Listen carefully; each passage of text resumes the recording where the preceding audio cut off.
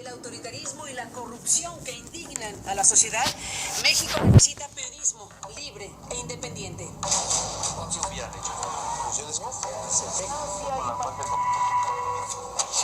Aristegui en vivo, a partir de las 8 de la mañana.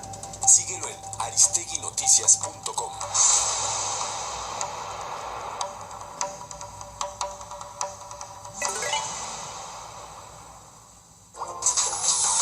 Sigue toda la información a través de aristeguinoticias.com.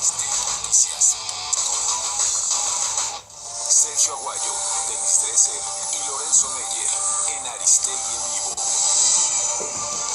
Mucha política.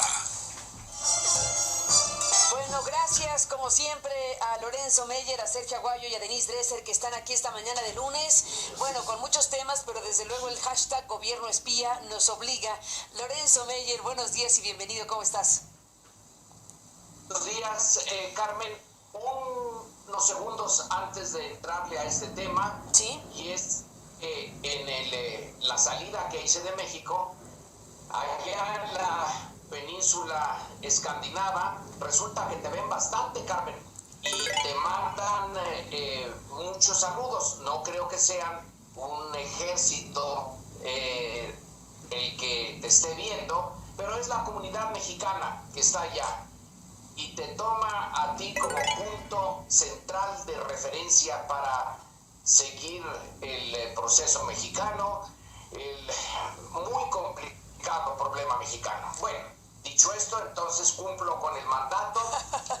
Y Lorenzo, un abrazo para ti, un abrazo para ellos y desde luego un agradecimiento a nombre de este equipo, de ustedes mismos, porque evidentemente lo que ven es este programa donde participan Denise, Lorenzo, Sergio y todo un equipo de personas que estamos todas las mañanas aquí y todos los días haciendo el portal de noticias. Así que un abrazo a la comunidad mexicana que se encuentra por allá y bienvenido de regreso. Por lo que entiendo ya estás por acá, Lorenzo.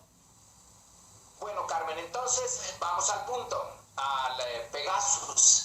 Se me ocurre que hay una posibilidad de ir a la mitología griega y ver qué es Pegaso. Y resulta que Pegaso pues es un caballo alado que puede ir donde están los dioses y que es montado por un jinete muy ambicioso que se le pasa de tueste su ambición. Y entonces, al dirigirse hacia el sitio donde están los dioses, uno de ellos le quiere bajar los humos y lo hace de una manera muy modesta. Le manda un mosquito que pique a Pegaso y Pegaso entonces encabritado derriba al jinete que sin matarlo va a quedar lisiado por el resto de su vida. ¿Te suena algo la mitología? Quien eligió el término de Pegaso debió de haber seguido adelante para ver qué le pasa al jinete de Pegaso. Y en esta situación en que nos encontramos nosotros, resulta que quizá el mosquito es, hay un par de mosquitos. El Citizens Lab de allá de Toronto, de la Universidad de Toronto, que descubre y puede certificar que realmente se ha hecho esa intervención ilegal en los teléfonos, entre otros en el tuyo, en el de Emilio. Y en segundo lugar, el New York Times, que le pica en una parte que sí le duele y el jinete de Pegaso se tiene que encontrar en Lagos de Moreno diciendo que ellos no son los responsables del uso de una herramienta que solamente, según los términos de compra con el grupo israelí, solamente se le vende a gobiernos y a gobiernos que respetan los derechos humanos. Aquí hay un problemón porque ¿qué entiende este grupo por respeto a los derechos humanos? Realmente, si son tan buenos para hacer este tipo de maquinaria, son tan malos para evaluar a los gobiernos. ¿Realmente consideran que la historia, el historial del gobierno mexicano corresponde a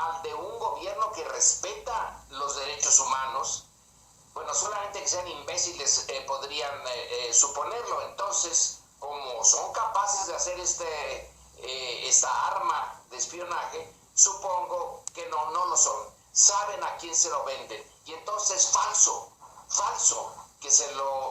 que provean de este instrumento tan caro solo a gobiernos que son respetuosos del marco de derecho.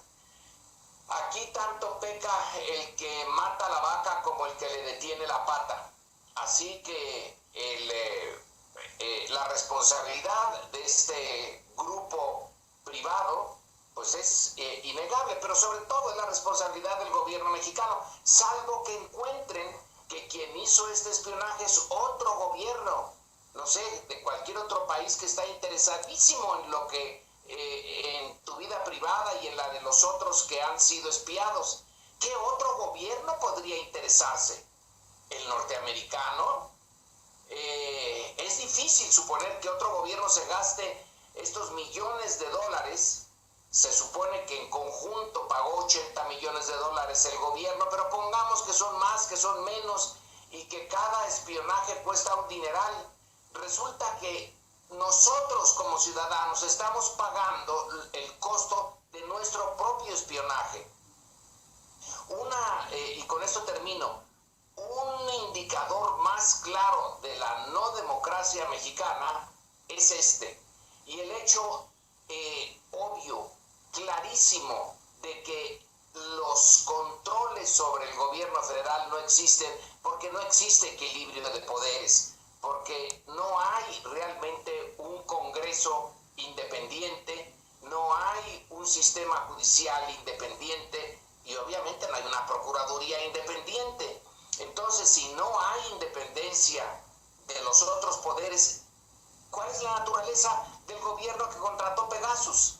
Bueno, pues no queda más que señalar que es una de las variantes del autoritarismo. No es el autoritarismo de los 1950s o 60s o el de Díaz Ordaz, pero sí una variante.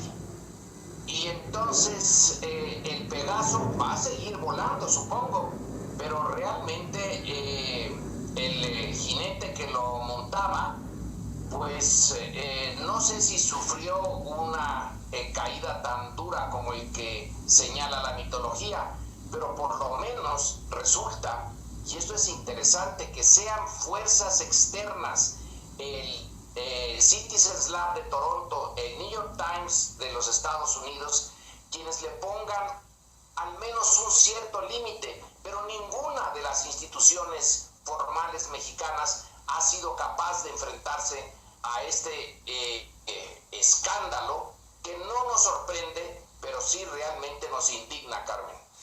Ni duda cabe, Lorenzo Meyer. Sergio Aguayo, ¿cómo has visto lo sucedido durante toda esta semana? Bueno, este lunes podemos hacer un balance de lo que desde el momento de la publicación de The New York Times y de la información que se ha dado a conocer a través de esta investigación hecha por Artículo 19, por R3D, por Citizen Lab y la colaboración directa de este laboratorio multidisciplinario de Toronto. Bueno, pues a lo largo de estos días han pasado muchas cosas. ¿Cuál es tu balance, Sergio? Mira, para no regresar a lo que ya se ha dicho aquí y allá, y vamos, ha habido una reacción muy intensa en todo el mundo y por supuesto en México, me centro en dos actores que han sido pasados por alto en el análisis pese a la importancia que tienen. México, presumen algunos, tiene el sistema no jurisdiccional de protección de derechos humanos más grande del mundo.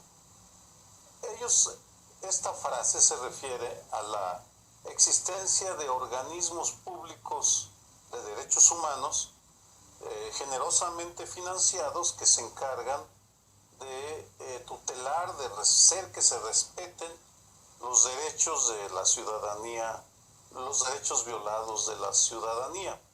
En este sentido, y tomando el caso del espionaje, que es una violación gravísima a los derechos humanos, comparo la reacción de dos organismos públicos federales porque muestran las ambivalencias o los dos extremos.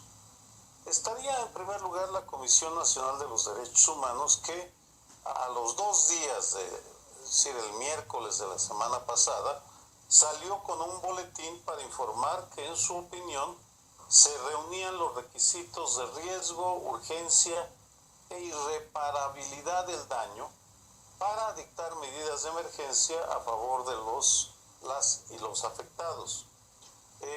Fue un pronunciamiento claro que muestra la manera como la CNDH está gradualmente liberándose del lastre que le dejaron presidentes muy nocivos como José Luis Soberanes y Raúl Plasencia. El contraste ahora es una institución que se había distinguido desde el 2002, que fue cuando se crea, cuando en abril del 2002 el Congreso aprobaba por unanimidad la Ley Federal de Protección de Datos Personales, y me refiero al Instituto Nacional de Acceso a la Información y Protección de Datos Personales. Está en las antípodas, en el otro extremo de la CNDH, porque sus consejeros, son 7, se las han arreglado para pasar desapercibidos, pese a que el espionaje es una violación, es una agresión, es un hurto de los datos personales de las víctimas, tuyas, Emilio, Mario, Patrón, etcétera. El Francisco Javier Acuña, ya más que fue que es el presidente, el comisionado presidente del INAI, fue entrevistado por El Economista y respondió unas frases cantinflescas. Dijo que será difícil como autoridad que el INAI tome decisiones y que la institución a su cargo debía ser juiciosa y cautelosa al momento de emitir consideraciones sobre este tema. Bueno, han pasado ya una semana sobre el hecho y pues siguen con la cautela y reflexionando si pues deben o no deben decir algo. Lo interesante en esta historia es que los 10 integrantes del Consejo Consultivo del INAI les salieron respondones, porque sacaron un boletín diciendo que es una atribución del INAI vigilar y verificar el cumplimiento de las disposiciones que garantizan la protección de los datos personales de las y los mexicanos. Es decir, tenemos aquí los dos extremos. En todo caso, y para concluir, Carmen, el gobierno nos espía a los periodistas y a los defensores, y los organismos públicos de derechos humanos no están reaccionando, o al menos no todos, no están reaccionando a la altura. La CNDH sí salió a la palestra y con un boletín y está tomando medidas. El INAI está desafortunadamente emulando al Instituto Nacional Electoral a la hora de tutelar, de vigilar, de defender derechos, y se está convirtiendo en un bulto burocrático más. Denise Dresser, ¿cómo has visto la semana con este tema? Bienvenida y buenos días. Hola, buenos días.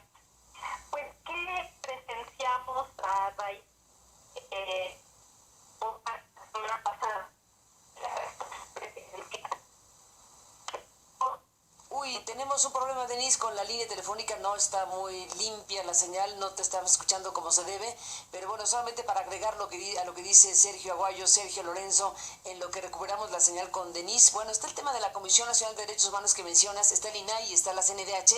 Bueno, por lo pronto hay que decir que por lo pronto en la CNDH se abrió un expediente por los casos de espionaje digital que fueron denunciados el lunes 19, el mismo día que se dio a conocer precisamente la investigación. Y bueno, pues ha dicho la CNDH, para agregar a lo que dices, Sergio, que va a solicitar información a las instancias y a las dependencias identificadas como responsables de los temas de inteligencia en nuestro país.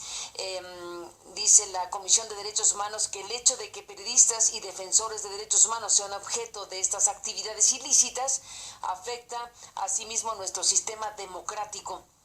vulnera los derechos a la libertad de expresión y a la información, y a la vez debilita la confianza y credibilidad de la sociedad en las instituciones. Bueno, pues ahí está la declaración de la CNDH. Simplemente agrego esto para agregar algunos elementos de lo que Sergio Aguayo analizó hace un instante. Regresamos, Denise, contigo en la línea telefónica. Denise, te escuchamos. ¿Cuál es tu balance de las cosas después de esta intensa semana? Disculpa si la comunicación está un poco entrecortada. Me encuentro en medio de la Alhambra, en Granada, donde vine a una conferencia sobre el impacto social y político de Twitter. Entonces, te mando una disculpa. No, bueno, pásala bien ahí, pero estamos ya enlazadas perfectamente bien. Creo que es importante centrarse en la respuesta presidencial ante el reportaje sobre el espionaje.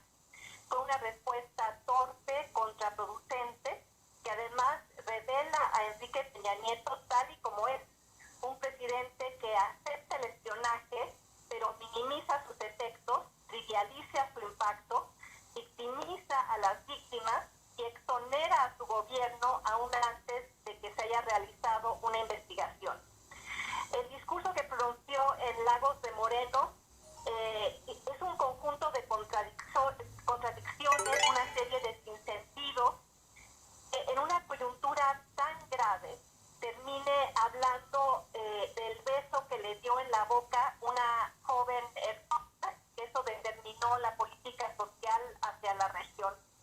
La respuesta trivializadora, insultante, creo que para las 16 personas que han sido víctimas del espionaje, incluyéndote, causó tal escozor que los espiados, como sabes, reaccionaron con un comunicado muy vehemente, claro, directo, acusando a Peña Nieto de no comportarse como un jefe de Estado.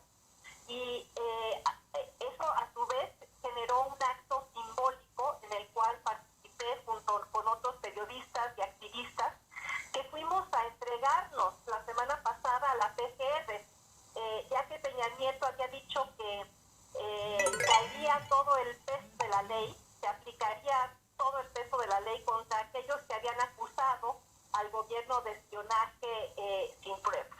Criminalizó de entrada a las víctimas de ese espionaje, y en solidaridad con ellos fuimos a entregarnos con las manos en alto frente a las instalaciones de la PGR, que paradójicamente es la que llevaría a cabo la investigación que tantos exigimos, cuando al mismo tiempo es una de las entidades que compró el equipo de malware para espiar. Y de ahí que uno de los reclamos la semana pasada ante la PGR fue una investigación independiente, limpia e internacional, para que sea creíble, porque resultaría poco creíble una investigación llevada a cabo por una de las instancias que participó en el presunto espionaje. Y interesante también que en esta misma semana Edward Snowden, exiliado político en Rusia precisamente por haber evidenciado el espionaje estadounidense del gobierno a sus propios ciudadanos, ha estado muy activo en Twitter, denunciando lo que ocurrió en México y llamándolo con mucha claridad un acto criminal.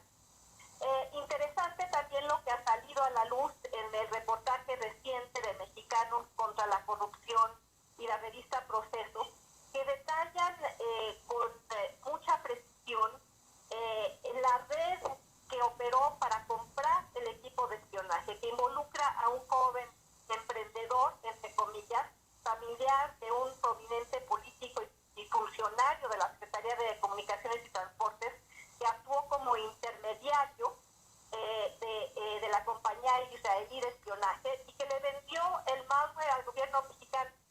Y en esa red de quienes hicieron negocios con el espionaje aparece el nombre de ese político mexicano involucrado una y otra vez en actos irregulares, de Emilio Gamboa.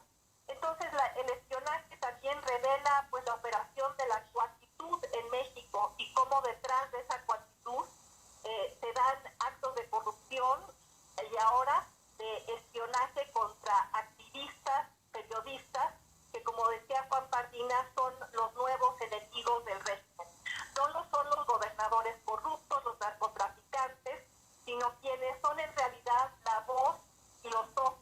la conciencia de la sociedad mexicana, Carmen. Bueno, de este tema hablaremos más ampliamente esta mañana, Denise Dresser. Me detengo solamente para anunciar que después de esta mesa, de este encuentro que tenemos con ustedes, vamos a retomar el hilo de lo que estás mencionando sobre la investigación de Mexicanos contra la Corrupción y la Impunidad y la revista Proceso. Bueno, ellos han publicado lo que tú mencionas en su portada. Nosotros retomamos este reportaje el fin de semana, lo subimos a nuestro sitio y el mismo fin de semana recibimos una comunicación que también ya dimos a conocer de la empresa Balam Seguridad Privada, que rechaza que ellos hayan sido los que vendieron el famoso software Pegasus. Ellos han dicho que la empresa Balam Seguridad Privada SADCB no ha vendido el mencionado software Pegasus a ninguna dependencia de gobierno en ninguno de los niveles municipal, estatal o federal. Vamos a abordar el tema un poco más adelante porque tenemos una comunicación que acordamos con Daniel Izárraga y con Mexicanos contra la Corrupción y la Impunidad para hablar precisamente de lo que está a la mesa, de lo que ellos pudieron encontrar respecto a esta empresa Balam Seguridad Privada, lo que la empresa responde también el fin de semana y seguiremos de cerca el asunto un poquito más adelante con ellos mismos para pues ampliar la información al respecto. Está también lo que Jorge Carrasco y Mathieu Trullier de Proceso publican en la revista sobre Pegasus, el que lo ve todo o el que todo lo ve. También hablaremos con Jorge Carrasco en un momento más para precisamente poder conversar con él sobre este tema.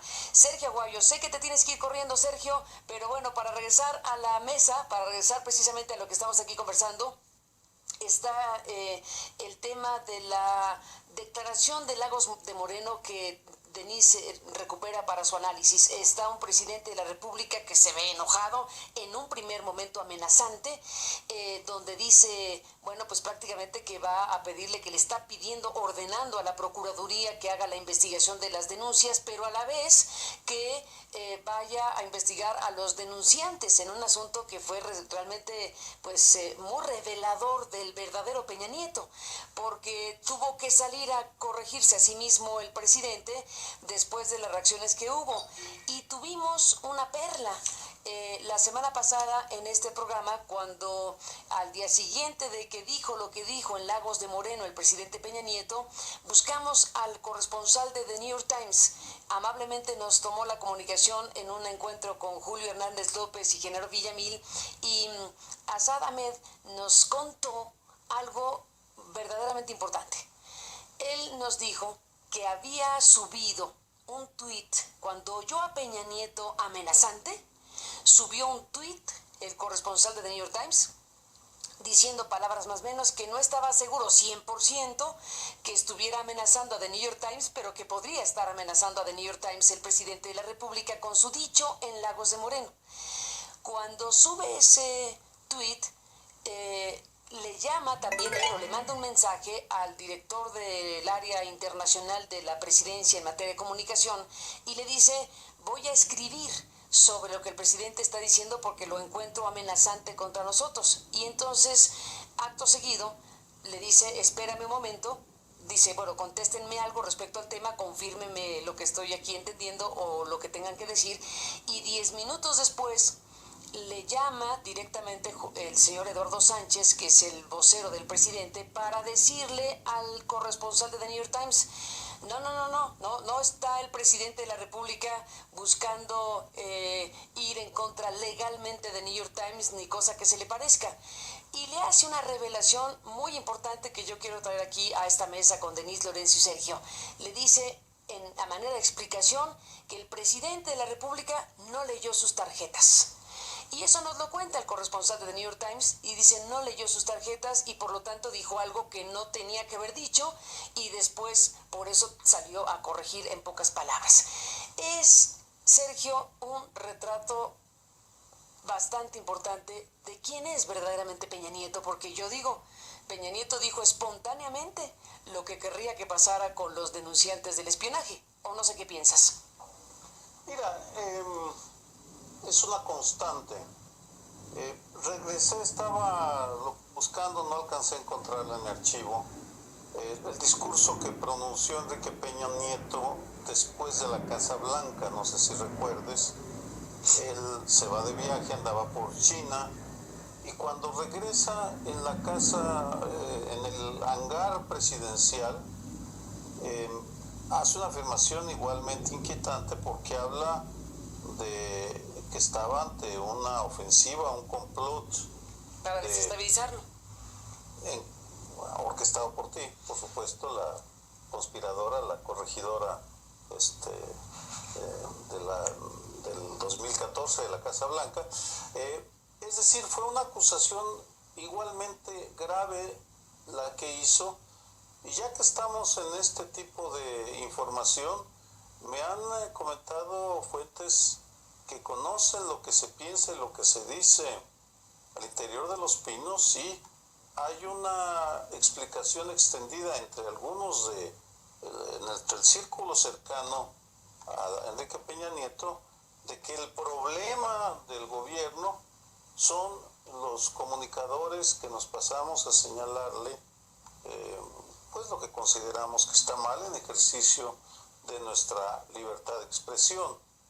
En otras palabras, esa frase amenazante en la cual culpó a quienes hicieron la denuncia de que estaban siendo espiados, pues no es un hecho aislado, sino que forma parte de un patrón. Al mismo tiempo, pues es lo suficientemente pragmático para saber que pues es un régimen débil, desprestigiado, que con los ojos del mundo y de una parte de los medios de comunicación mexicano vigilándolo, y pues tiene que hacerse para atrás, modificar lo que había dicho. Es preocupante y pues el reto es que logremos sobrevivir el año y medio que nos queda con un presidente que nos ve como enemigos. Pues así están las cosas. Te agradezco muchísimo que estés aquí como siempre. Gracias y buenos días.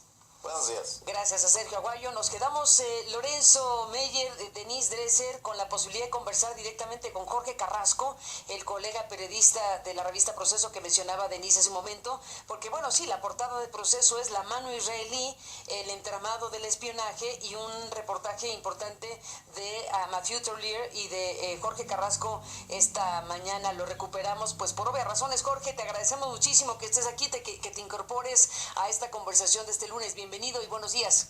Buenos días, Carmen, buenos días a la participantes de la mesa. Leo en el sumario del reportaje lo siguiente y doy pie para escucharte sobre el tema. Pegasus, el software que adquirió el gobierno federal para espiar a quien se le antoje, es comercializado en México por la empresa NSO. Esta siniestra firma la manejan exmilitares de origen israelí asociados con militares mexicanos en retiro. Los primeros contactos de la compañía con autoridades se dieron en 2011, aún en el sexenio calderonista, y desde luego en el centro del oscuro entramado hay millonarios contratos. ¿Qué lograron saber, Jorge, que está ahora publicado en Proceso y que se puede leer con toda amplitud a partir de este fin de semana? Lo que encontramos fue darle forma a lo que de alguna manera empezamos a conocer hace 2 años a partir de la revelación de los correos electrónicos a la empresa Hacking Team de Italia. En ese momento salieron los primeros indicios de la participación del gobierno mexicano en la adquisición de equipos de origen israelí para la intromisión de personas, de activistas. En su momento se dijo también que eran periodistas y activistas, pero no estaban identificados como ahora. Y lo que hicimos, pues naturalmente fue darle seguimiento, y a partir de pues más entrevistas y una mayor investigación, le dimos forma a esto que hemos llamado un entramado de empresas de origen israelí que está detrás de la venta de equipo al gobierno mexicano. Y aquí hay un elemento muy importante, Carmen. No es una actividad reciente que se limite al gobierno de Peña Nieto, sino que está desde registradas estas compras desde el gobierno de Felipe Calderón.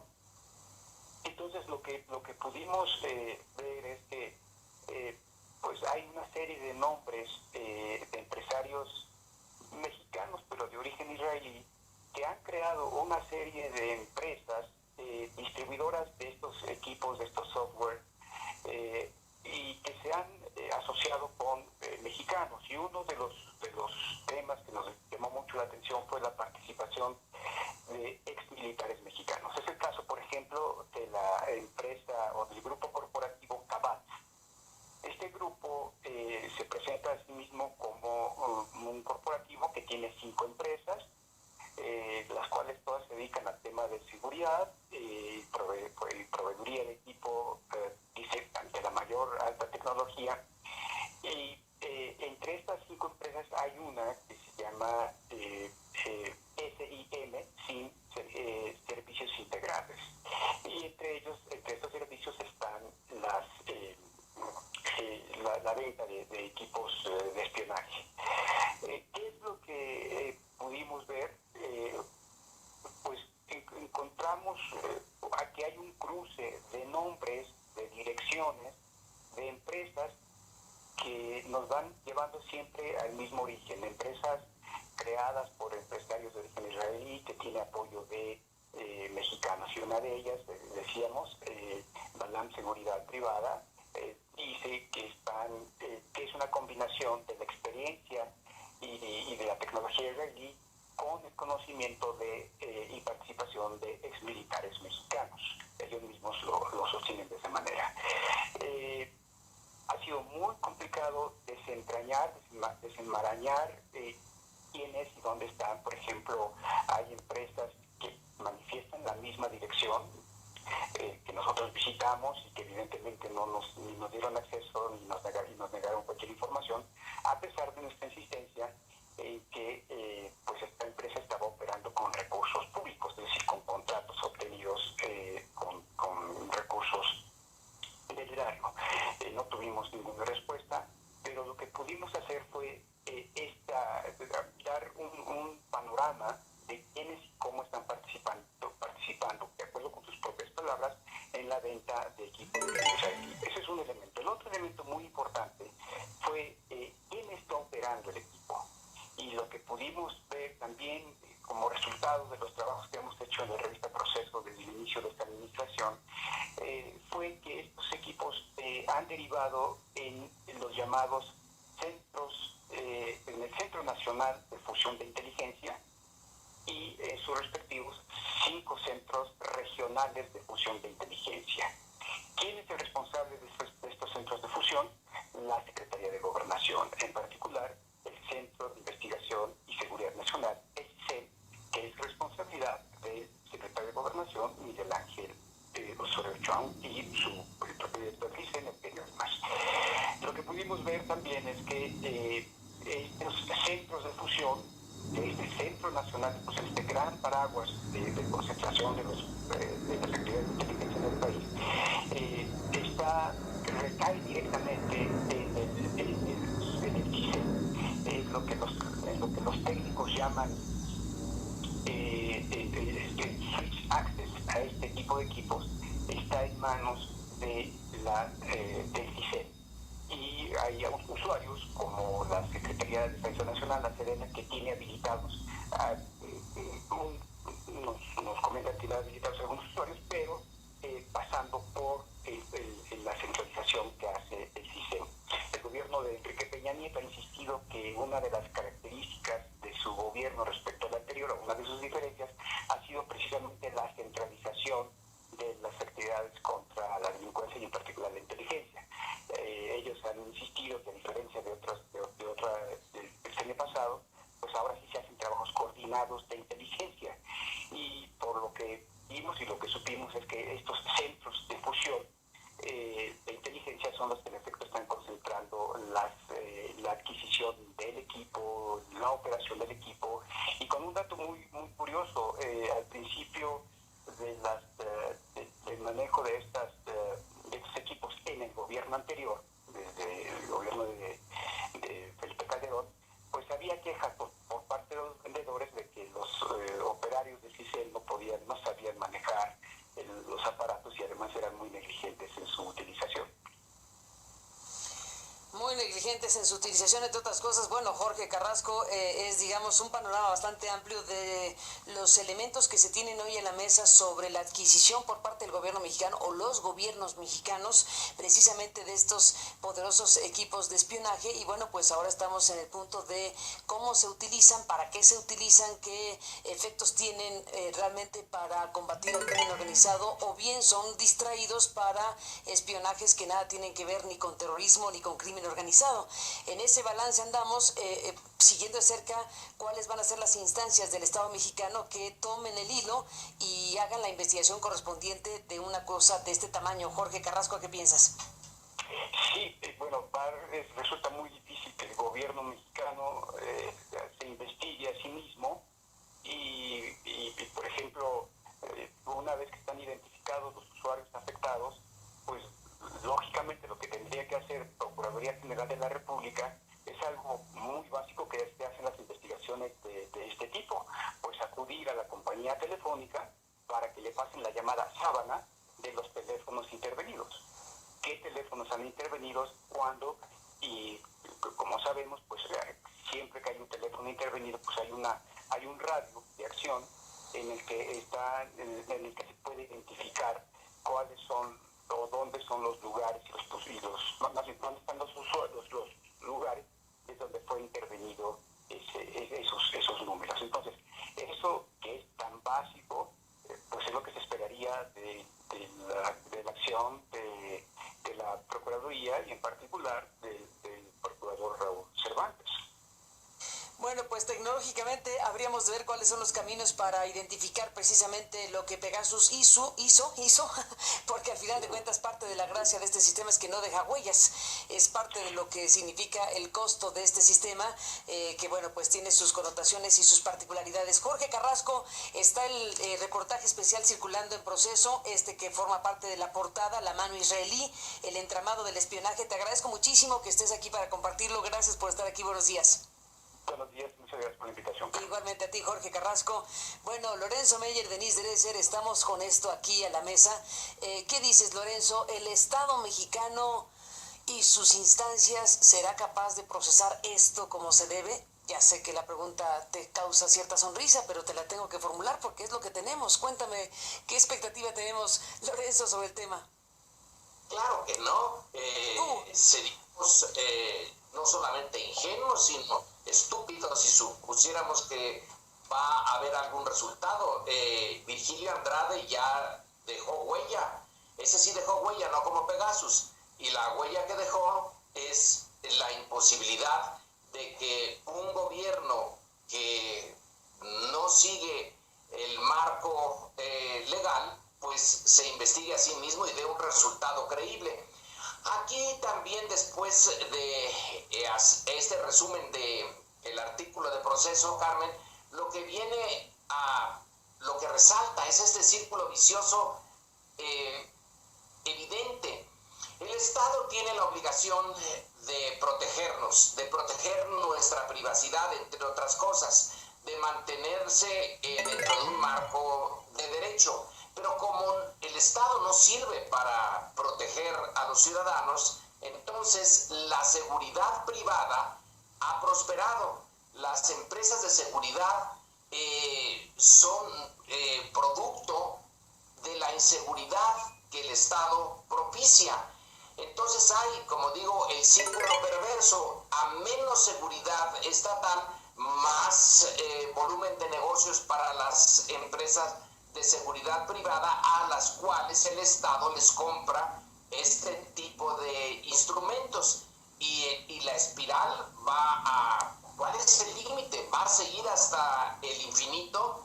Resulta que estas empresas, como las que se han citado, no digo su nombre para luego no ser objeto de acusaciones ante los tribunales, pero ya están citadas, estas empresas están haciendo su agosto en un medio en donde la inseguridad es la característica, y esta inseguridad es propiciada en parte por la incapacidad del Estado y en parte por una decisión del Estado de atropellar las formas legales, saltárselas a la torera y crear más inseguridad. Estamos pues en una espiral muy desafortunada.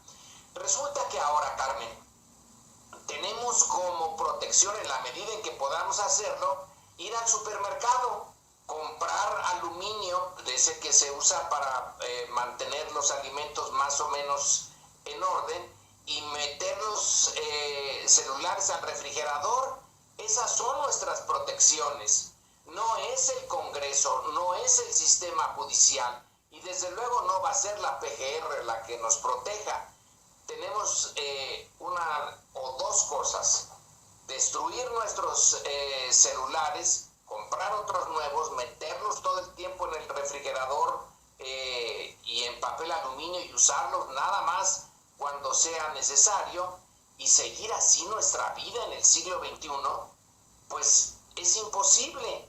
Entonces lo que tenemos que hacer, que supongo que tú lo haces, Carmen, es guardarte de hablar en el celular cosas importantes, usarlo de manera lo más superficial posible, y volver a prácticas antiguas, que es hablar directamente con alguien, desde luego lejos de los celulares.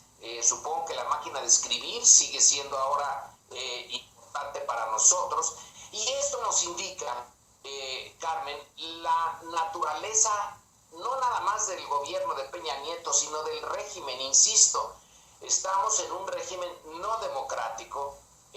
Si lo estuviéramos, no andaríamos hablando de esas cosas en este momento.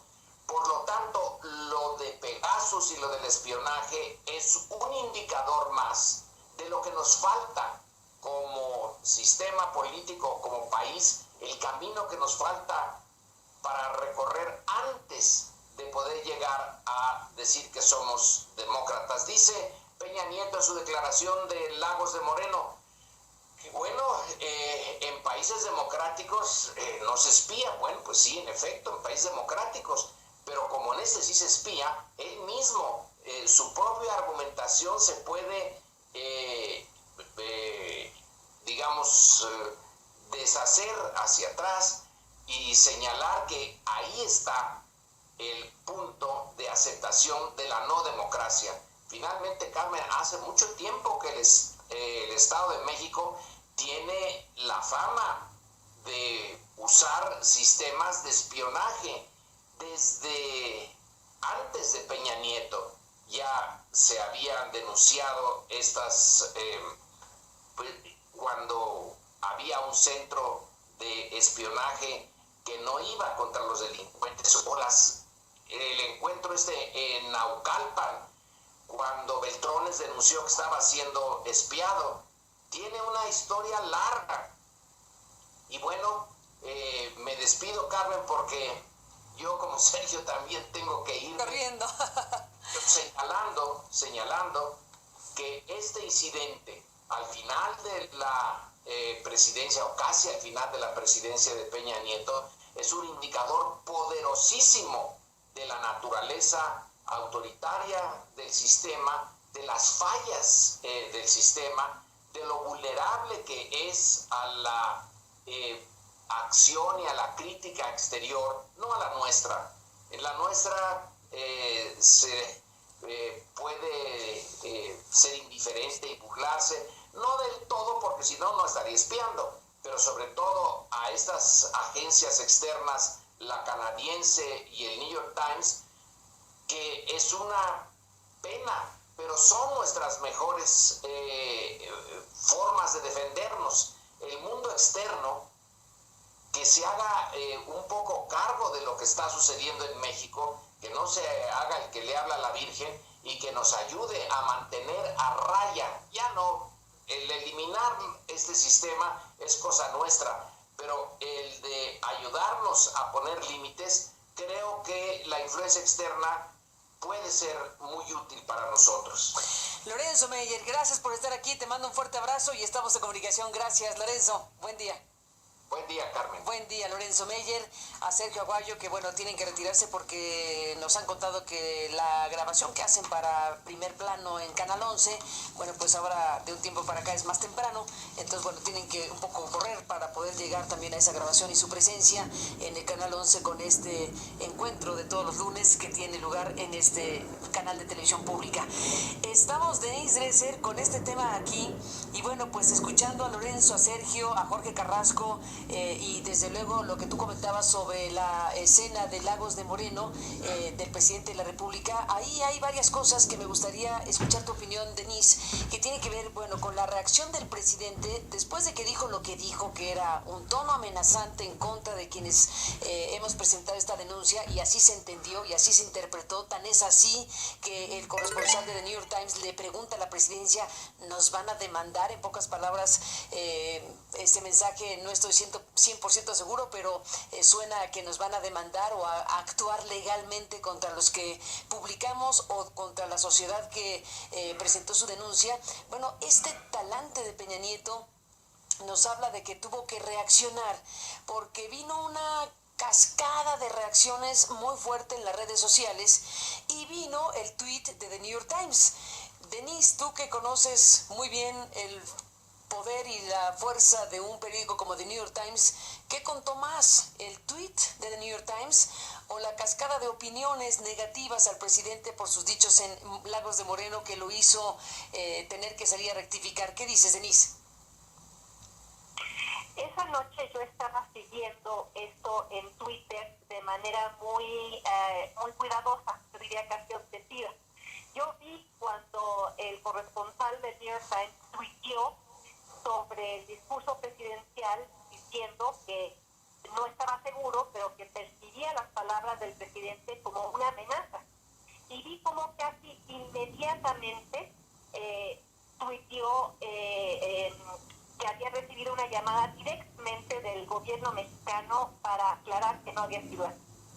Carmen, aquí vemos que el vocero presidencial siente el imperativo de contestarle muy rápidamente al New York Times. No siente explicarle a la sociedad mexicana, a los usuarios de las redes sociales, lo que realmente pasó.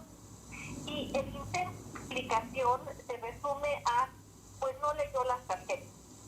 Pues malo que Enrique Peña Nieto no las leyera, y malo que al no hacerlo se revelara exactamente lo que piensa. Primero, que es necesario ir tras los agredidos, amedrentarlos, intimidarlos, amenazarlos. El presidente básicamente estaba diciendo que la PGR debía seguir las instrucciones presidenciales, politizar la justicia para que existiera un resultado ya anunciado de antemano.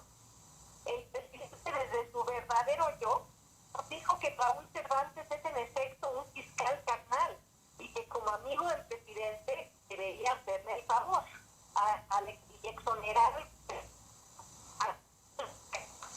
a no culpable en el caso de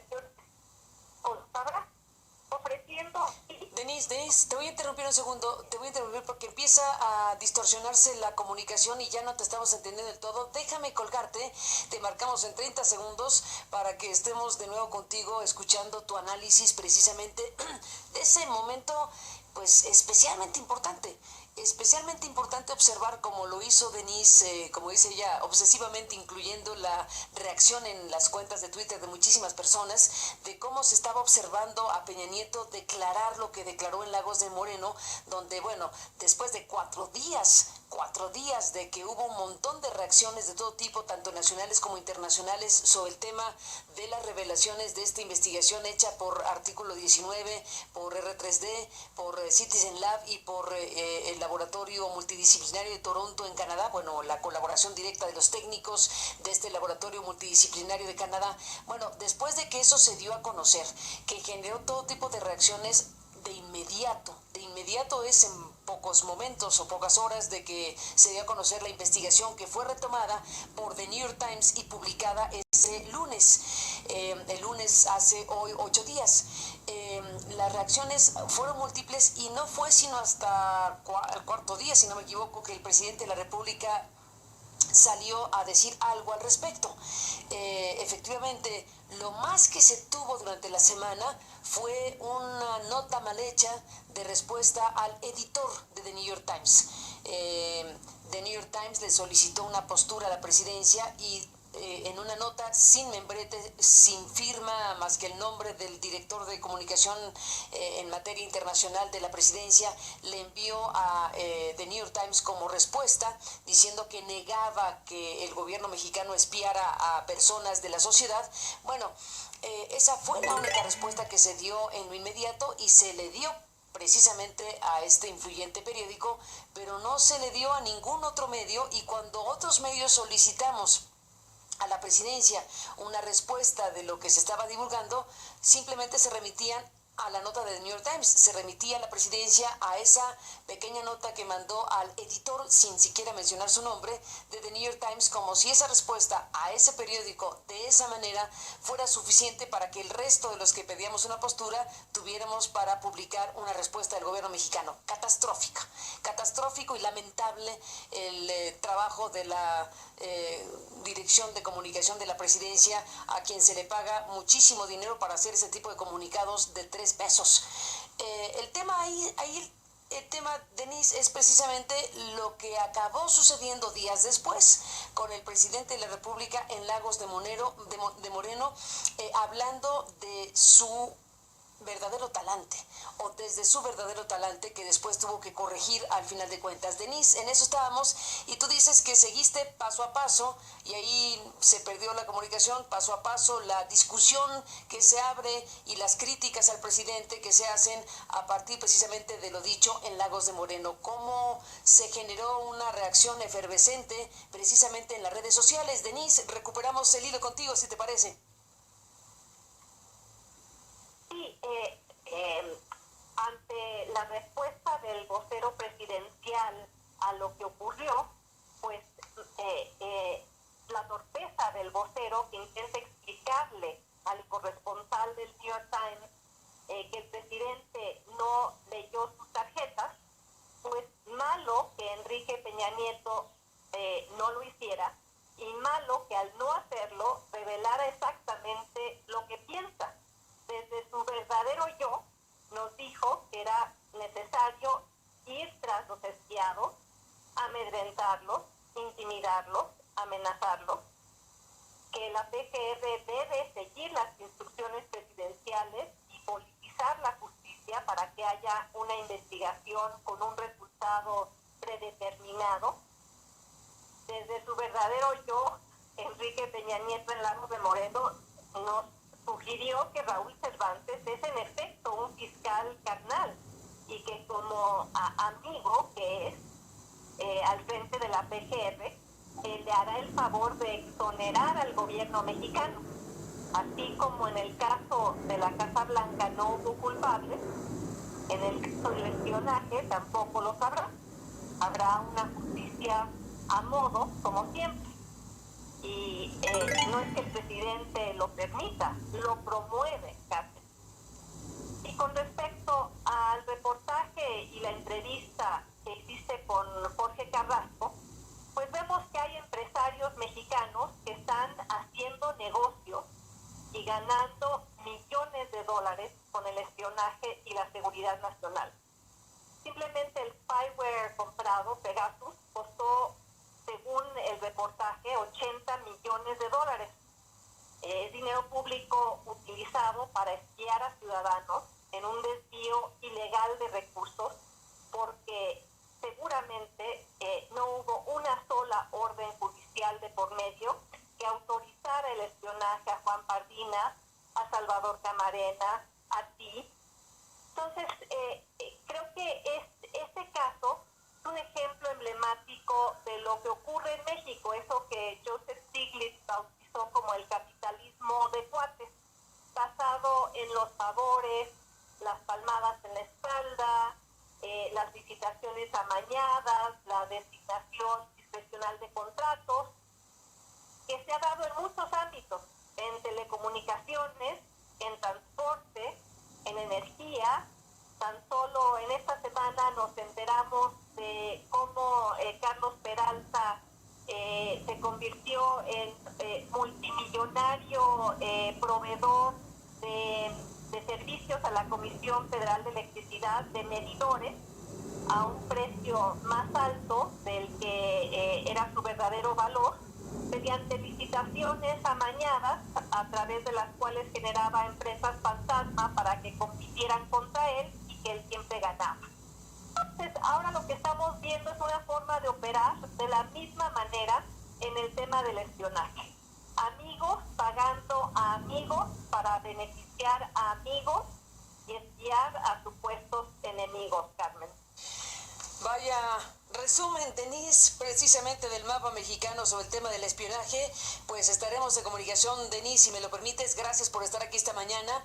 Hemos acordado con nuestro colega Daniel Izárraga y con Mexicanos contra la Corrupción e Impunidad hablar precisamente de esta investigación y de este trabajo que se publicó, de la respuesta que da esta empresa de nombre Balam Seguridad Privada. Y bueno, pues eso estaremos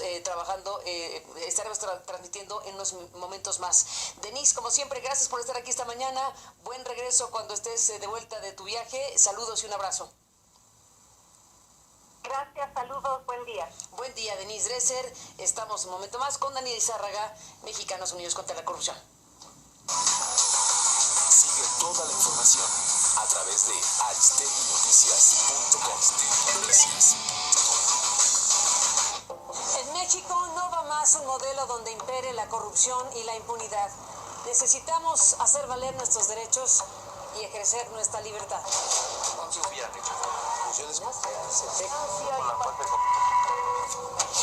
Aristegui en vivo, a partir de las 8 de la mañana. Síguelo en aristeguinoticias.com.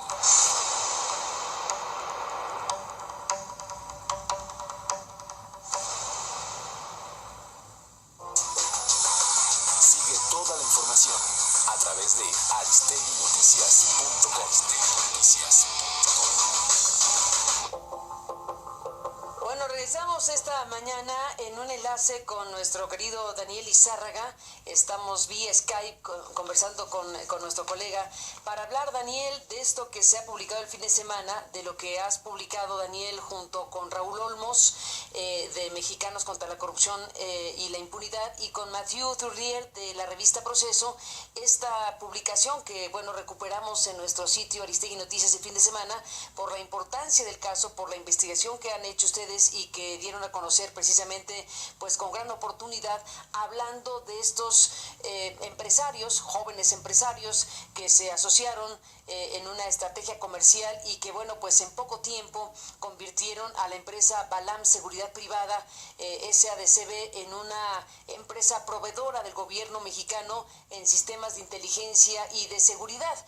Esta investigación de Mexicanos contra la Corrupción y de la revista Proceso señala que mientras Asaf Sansuri conseguía las tecnologías con empresas de Israel, por cierto, lugar de donde es originario, Rodrigo Ruiz Treviño, el joven empresario, sobrino de Guillermo Ruiz de Teresa, un hombre muy cercano a la trayectoria política de Emilio Gamboa Patrón y coordinador de Puertos y Marina de la Secretaría de Comunicaciones y Transportes, pues abría, digamos, las puertas para poder vender esa tecnología. Es un reportaje que se puede leer con todo detenimiento ya desde el fin de semana. Ahora tenemos, bueno, la respuesta que envía Balam Seguridad Privada, rechazando que haya sido la empresa que vendió al gobierno mexicano este software Pegasus. Así que, Daniel, te aprecio mucho que podamos conversar contigo sobre el reportaje y sobre la respuesta que da Balam Security o esta empresa de Balam Seguridad Privada el mismo fin de semana que se publicó el reportaje especial. Gracias, Daniel. Un abrazo, bienvenido, buenos días, ¿cómo estás? ¿Qué tal? ¿Cómo estás? Muy buenos días, Carmen. Un saludo para ti y todo tu auditorio, como siempre. Pues, Daniel, estamos frente a esto. Te propongo que nos cuentes lo que ustedes han logrado publicar sobre este tema y ahora te pregunto sobre el contenido de la carta de Balam. Bueno, como tú lo has resumido bien, se trata de un trabajo en el cual durante algunos días nos pusimos de acuerdo para tratar de investigar lo que ya en su momento, por cierto, había